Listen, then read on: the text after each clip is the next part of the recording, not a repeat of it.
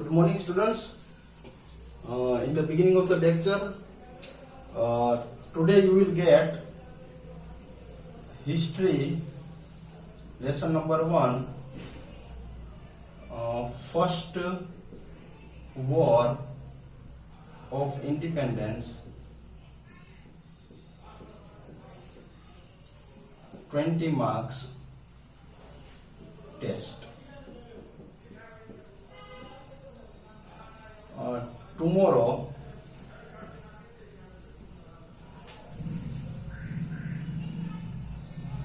up to 5 p.m. you can submit your test. Okay मेरा WhatsApp number देख लो.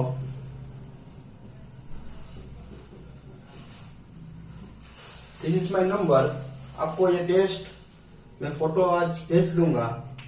कल मुझे 5 बजे से पहले ये नंबर के ऊपर टेस्ट लिख के आपको देना है. ओके एवरी डे 20 मार्क्स का पहला टेस्ट आपका शॉर्ट क्वेश्चन का है, नेक्स्ट लॉन्ग का आएगा, वापिस शॉर्ट का, लॉन्ग का.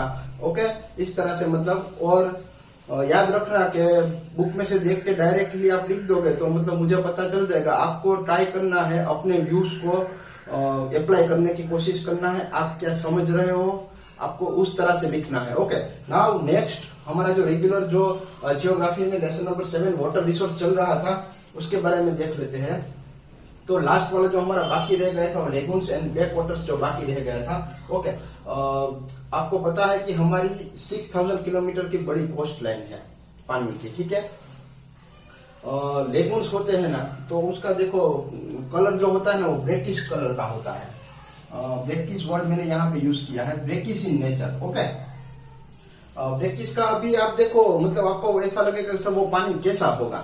तो देखो सी का पानी होता है वो सोल्टी होता है. ओके और लेक का पानी होता है वो स्वीट होता है. तो यहाँ पे जब आप ब्रेकिश वाटर की बात करोगे तो वो ज्यादा स्वीट भी नहीं होगा लेक की तरह, ज्यादा सोल्टी भी नहीं होगा सी की तरह, दोनों का मिक्सचर होगा. ओके और वहां पे आप फिशिंग कर सकते हो, एग्रीकल्चर प्रोडक्ट ग्रो कर सकते हो, जैसे पेडी क्रॉप्स होते हैं, पानी ज्यादा होता है इसलिए. ओके कोकोनट ये सब चीजें वहां पे ग्रो होती है. ठीक है कहाँ पे पाया जाता है तो क्या मोस्ट प्रोबेबली केरला, ओडिशा ये लगून से वो पाए जाते हैं. ओके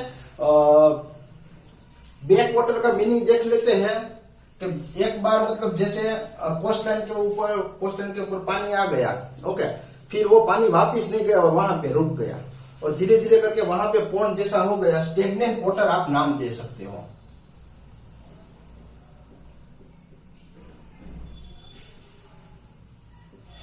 ओके आगे सरफेस वाटर का देखा था, ग्राउंड वाटर का देखा था और ये लगून्स और बैक वाटर. ओके इतना सा आपका छोटा सा टॉपिक है. 6000 किलोमीटर याद रखना, केरला, ओडिशा जहां पे पाए जाते हैं. ओके क्वालिटी ऑफ वाटर होता है वो ब्रेकिश इन नेचर होता है. पानी का मतलब हेल्पफुल होता है वो एज ए वाटर रिसोर्स. आप एग्रीकल्चर भी कर सकते हो, थोड़ा कोकोनट उसमें ग्रो हो सकता है. ओके लेकिन वाटर का लेवल जो मैंने आपको बताया ब्रेकिश इन नेचर का बताया कि ज्यादा सोल्टी भी नहीं होगा, ज्यादा मीठा भी नहीं होगा, मिक्स इन नेचर होगा. That is brackish in nature. Okay और आगे बढ़ते हैं. उसके अभी मैंने पॉइंट्स नहीं लिखे क्योंकि बहुत सारी चीजें इंफॉर्मेटिव है इसलिए. Water requirement and its utilisation. अभी पानी हम कहाँ कहाँ यूज करते हैं, हमारी क्या रिक्वायरमेंट है. ओके और उसका किस तरह से हमको यूटिलाइज करना पड़ेगा क्योंकि आगे हमने देखा था हमारा पॉपुलेशन हमने देखा था हमको 4% वाटर मिलता है वो हमने देखा था वर्ल्ड लेवल के हिसाब से in the basis of population हमने देखा था. ओके तो यहाँ पे जो रेन वाटर हमको मिलता है तो अगर हम देखेंगे तो भारत का अगर रेनी सीजन अगर आप देखने जाओगे तो वो इरेटिक इन नेचर है. ओके इवनली डिस्ट्रीब्यूटेड है, मतलब सब जगह पे सेम टाइप का आपको बारिश नहीं मिलेगा. कुछ जगह पे इतना बारिश हो जाएगा कि फ्लड जैसी कंडीशन प्रिवेल हो जाएगी और कुछ जगह पे 25 सेंटीमीटर रेनफॉल शायद उतना बारिश होता है. तो आपको ड्राउट कंडीशन का भी एक इफेक्ट है भारत के अंदर और एक फ्लड कंडीशन का भी इफेक्ट है। ओके, तो पूरे देश में अगर देखने जाएंगे तो हमारा जो वाटर रेन वाटर डिस्ट्रीब्यूशन है वो अनइवन है। तो इतने सारे पॉपुलेशन को किस तरह से मतलब हैंडल करना है, पानी को किस तरह से सेव करेंगे, उसके लिए गवर्नमेंट ने बहुत सारी स्कीम्स लॉन्च की है, प्लानिंग बनाया है। ओके, तो वो हम देखेंगे।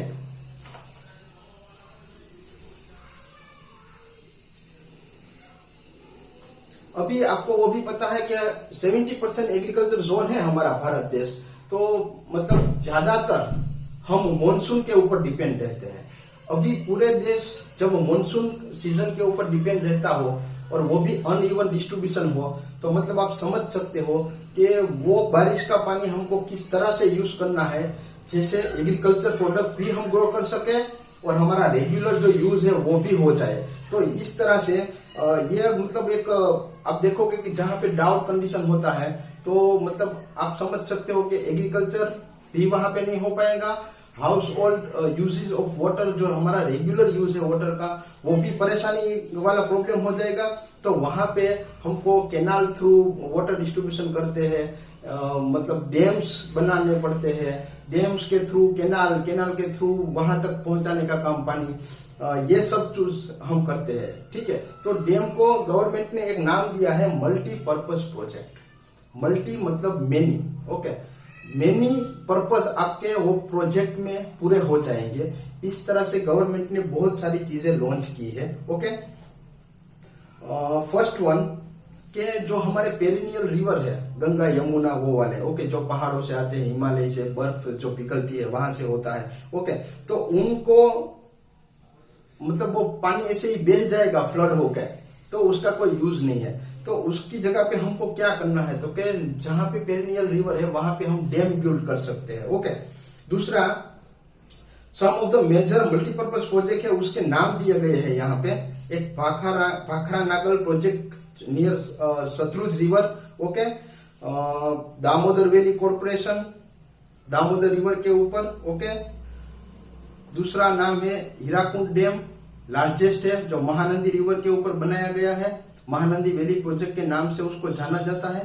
ये सब चीजों का एक ही इंपॉर्टेंट है कि जो फ्लड हो जाएगा, वाटर चला जाएगा, तो उसको रोक देना है। आप रोक दोगे तो एक फायदा ये होगा कि आपका जो अंडरग्राउंड वाटर सिस्टम है वो बढ़ेगा, क्योंकि एक जगह पे पानी रुका हुआ होगा, आपने डैम बना लिया है। ओके, फिर आप जैसे जैसे जरूरत होगी उस तरह से पानी को आप आउटपुट दोगे। आजू का मतलब नियर बाय एरियाज जो हो गए उसका लैंड भी फर्टाइल हो जाएगा, पानी भी मिलता रहेगा, इरिगेशन फैसिलिटीज भी बढ़ेगी। ओके, हाउस होल्ड एक्टिविटीज भी होगी, हाइड्रो इलेक्ट्रिसिटी प्रोजेक्ट आप लॉन्च कर सकते हो। बहुत सारी चीजें हैं जो मल्टीपर्पज प्रोजेक्ट में आपको हेल्पफुल हो सकती है। ओके, दूसरे बहुत सारे नाम दिए गए हैं। Other important multipurpose project are use for irrigation purpose are Rihand project on Rihand river, Tungabhadra project on Tungabhadra river, Chambal project on Chambal river in Madhya Pradesh, Kosi project, Nagarjuna Sagar dam, okay, Narmada valley project. तो ये बहुत सारे प्रोजेक्ट के नाम दिए गए हैं जो इस यूज के लिए, जो मतलब पानी का जो फ्लडिंग है वो चला हो जाएगा तो पानी आपका मतलब रेनी सीजन के बाद आपको पानी मिलेगा नहीं, उसको रोक देना है। डैम बिल्ड कर देते हैं, ओके, पानी को रोक देते हैं, अंडरग्राउंड वाटर भी अच्छा हो जाएगा। तो इस तरह से इसका यूज करना है। ओके, अभी नेक्स्ट पॉइंट आपका importance of irrigation in India. मतलब इरिगेशन तो आपको पता है कि किस टाइप का, मतलब आप जब देखने जाओगे कि हमारा एग्रीकल्चर जो कंट्री है, ओके, तो अब total more than half of the total area comes under arable land, मतलब एग्रीकल्चर लैंड में हमारा जो टोटल एरिया है उसमें से आधा एरिया तो हमारा एग्रीकल्चर लैंड में आता है। ठीक है, बस यहां तक रखते हैं importance of irrigation in India. हम नेक्स्ट चैप्टर में नेक्स्ट लेक्चर में बात करेंगे। ओके, ये टेस्ट का आपको याद रख लेना है। आज मैं आपको भेज दूंगा, कल 5 बजे से पहले मुझे देना है।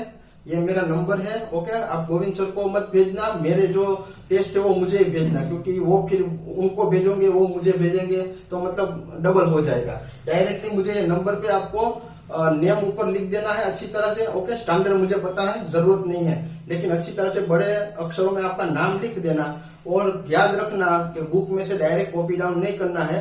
ऐसे क्वेश्चन भी नहीं पूछे कि डायरेक्ट हो जाएंगे कॉपी डाउन, लेकिन आपको रीड करना है चैप्टर, उसके बाद आपको टेस्ट देना है। Okay, thank you very much.